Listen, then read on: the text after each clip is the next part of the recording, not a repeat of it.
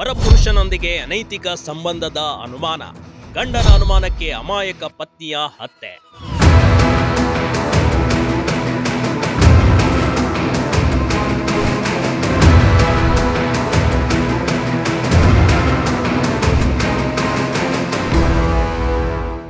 ಈ ಅನುಮಾನ ಅನ್ನೋದು ಒಮ್ಮೆ ಬಂತೆಂದ್ರೆ ಗಂಡ ಹೆಂಡತಿಯ ಸಂಬಂಧ ಹದಗೆಟ್ಟಿತ್ತು ಅಂತಾನೆ ಅರ್ಥ ಕಣ್ರಿ. ತಿಳಿದವರು ತಿದ್ದುಕೊಳ್ತಾರೆ, ತಿಳಿಯದೆ ಕೋಪದ ಕೈಗೆ ಬಲಿಯಾಗ್ತಾರೆ. ಇದೀಗ ವಿಜಯನಗರವೇ ಬೆಚ್ಚಿ ಬೀಳಿಸುವಂತೆ ಘಟನೆಯೊಂದು ನಡೆದು ಹೋಗಿದೆ. ಗಂಡನ ಅನುಮಾನದ ಪೀಡೆಗೆ ಹೆಂಡತಿಯಾದವಳು ಬಲಿಯಾಗಿದ್ದಾಳೆ ಕಣ್ರಿ.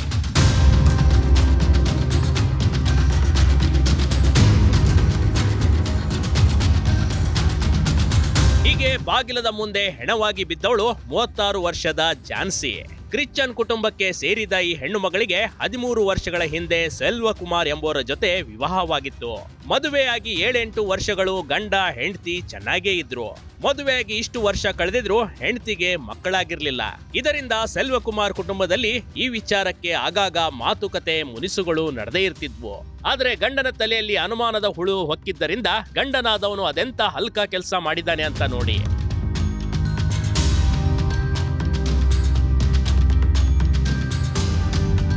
ಸ್ವಂತ ಹೆಂಡತಿ ಅಂತಾನು ನೋಡದೆ ಕೊಡ್ಲಿ ತೆಗೆದುಕೊಂಡು 3-4 ಬಾರಿ ಆಕೆಯ ಕುತ್ತಿಗೆ ಮೇಲೆ ಬಿಸಿದ್ದಾನೆ. ಕೊಡ್ಲಿ ಏಟಿಗೆ ಝಾನ್ಸಿ ಒಂದೇ ಏಟಿಗೆ ಕೆಳಗೆ ಬಿದ್ದು ಒದ್ದಾಡಿ ಜೀವ ಬಿಟ್ಟಿದ್ದಾಳೆ ಕಣ್ರಿ.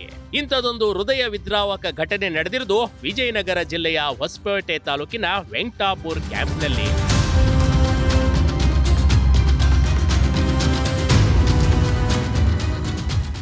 ಗಂಡನ ಸಿಟ್ಟಿಗೆ ಬಲಿಯಾದಳು ಹೆಂಡತಿ.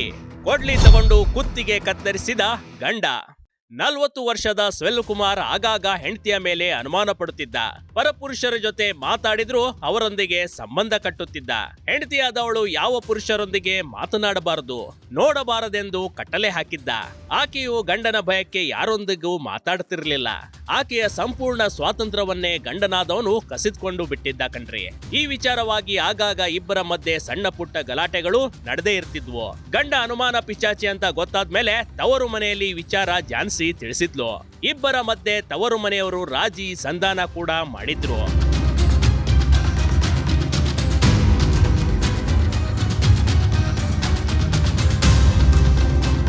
ಗಂಡನ ಅನುಮಾನದ ಪೀಡೆ ಹೆಚ್ಚಾದಾಗ ಝಾನ್ಸಿ ಹೊಸಪೇಟೆಯ ವೆಂಕಟಾಪುರ ಕ್ಯಾಂಪ್ನಲ್ಲಿ ತಮ್ಮ ದೊಡ್ಡಪ್ಪರೊಂದಿಗೆ ಇರಾಕೆ ಆರಂಭಿಸುತ್ತಾಳೆ.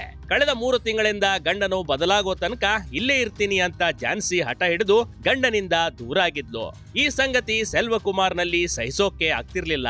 ಹೆಂಡತಿಯಾದವಳು ತವರು ಮನೆ ಸೇರಿದ್ರು ಸೆಲ್ವಕುಮಾರ್ ಮಾತ್ರ ಪತ್ನಿಗೆ ಆಗಾಗ ಕರೆ ಮಾಡಿ ಟಾರ್ಚರ್ ಕೂಡ ಮಾಡ್ತಿದ್ದಂತೆ. ಆಕೆಯನ್ನ ಅನುಮಾನ ದೃಷ್ಟಿಯಿಂದಲೇ ನೋಡುತ್ತಿದ್ದ.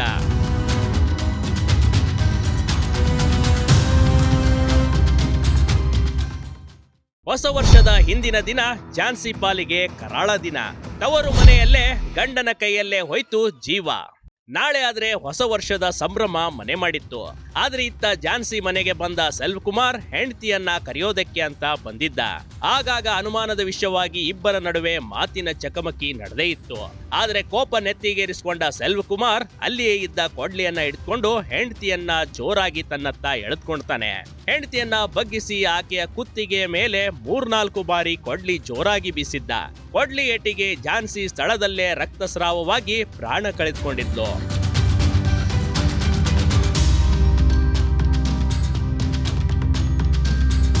ಝಾನ್ಸಿ ಚಿಕ್ಕಮ್ಮ ತಡೆಯೋಕೆ ಬಂದಾಗ ಸೆಲ್ವಕುಮಾರ್ ಅವರಿಗೂ ಕೊಡ್ಲಿ ಬೀಸುವುದಾಗಿ ಹೇಳ್ಕೊಂಡಿದ್ದಾನೆ.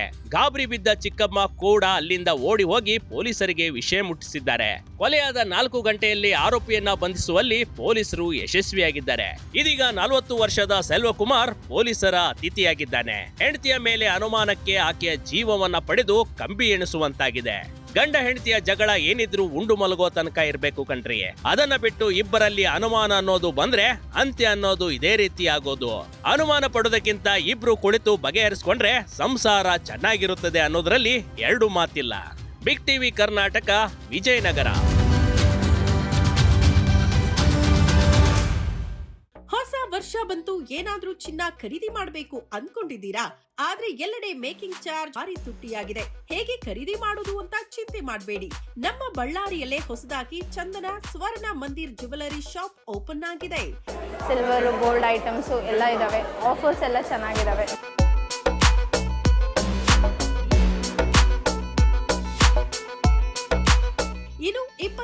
ಕ್ಯಾರೆಟ್ನ 1 ಗ್ರಾಂ ಚಿನ್ನ ಖರೀದಿ ಮಾಡಿದ್ರೆ 2 ಗ್ರಾಂ ಸಿಲ್ವರ್ ಕಾಯಿನ್ ಫ್ರೀ. ಚಿನ್ನ, ವಜ್ರ, ಪ್ಲಾಟಿನಂ, ಬೆಳ್ಳಿಯನ್ನ ಅತಿ ಕಡಿಮೆ ಬೆಲೆಗೆ ಖರೀದಿ ಮಾಡಬಹುದು. ಇದನ್ನ ತಗೊಳ್ಳೋದು ಅದನ್ನ ತಗೊಳ್ಳೋದು ಅನ್ನೋ ಒಂದು ಕನ್ಫ್ಯೂಷನ್ಸ್ ಅಲ್ಲಿ ನಾವಿದ್ವಿ. ಇನ್ನು ಸಿಲ್ವರ್ ಅಂತೂ ಎಕ್ಸಲೆಂಟ್ ಆಗಿದೆ.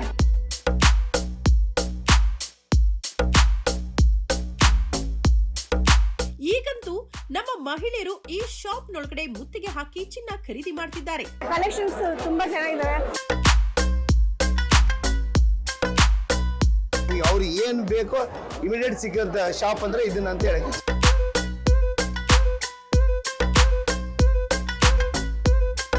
ಏನ್ ಯೋಚನೆ ಮಾಡ್ತಿದ್ದೀರಿ? ಬೇಗ ಭೇಟಿ ಕೊಡಿ. ಈ ಆಫರ್ 10 ದಿನಗಳವರೆಗೆ ಮಾತ್ರ. ಸ್ಥಳ ಬಳ್ಳಾರಿಯ ಬೆಂಗಳೂರು ರಸ್ತೆ, ದುರ್ಗಾ ಬೇಕರಿ ಮುಂಭಾಗ.